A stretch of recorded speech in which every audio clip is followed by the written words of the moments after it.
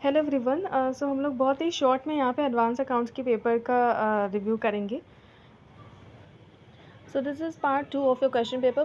Part 1 was for MCQ and part 1A was of 7 marks and it was a manageable question. Study based था.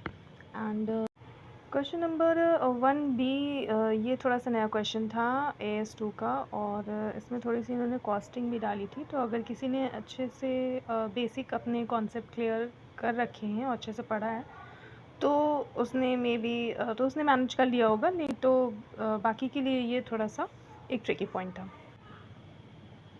Question number 2 की अगर हम लोग बात करें तो इंटरनल रिकन्स्ट्रक्शन का क्वेश्चन था and it was a very easy question. If you read all the points that have been given in this question, it was all from study mat. And इसमें बैलेंस शीट नहीं पूछी थी, सबसे मज़े की बात, और तो सबसे इजी क्वेश्चन था ये.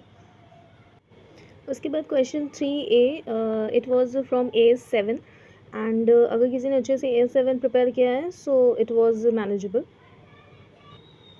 उसके बाद आपका बी पार्ट जो था वो कैश फ्लो का था. बेसिक क्वेश्चन था of cash flow and it was also manageable. उसके बाद ये 14 मार्क्स का अमालगमेशन का क्वेश्चन था and it was all from study mat. Only name change होगा और फिगर्स चेंज होंगे एंड डिट्टो ये स्टडी मैट का ही क्वेश्चन है. सो आई डोंट थिंक किसी को इसमें दिक्कत आई होगी.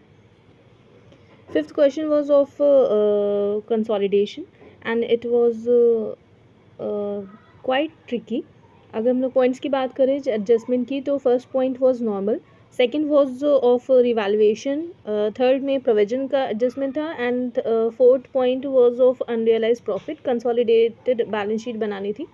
सो अगर किसी ने अच्छे से कंसोलिडेशन प्रिपेयर किया है तो वो उसने कर लिया होगा इस क्वेश्चन को.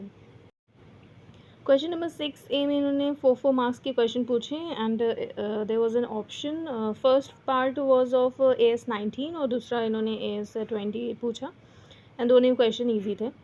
उसके बाद इन्होंने कंपनी लॉ का क्वेश्चन पूछा है पार्ट बी में. एंड अगर किसी ने अच्छे से कंपनी लॉ पढ़ा होगा तो उसने ये कर लिया होगा, अदरवाइज़ थोड़ी यहाँ पे प्रॉब्लम आई होगी. पार्ट सी फॉरेन ब्रांच से क्वेश्चन था एंड क्वेश्चन नॉर्मल था.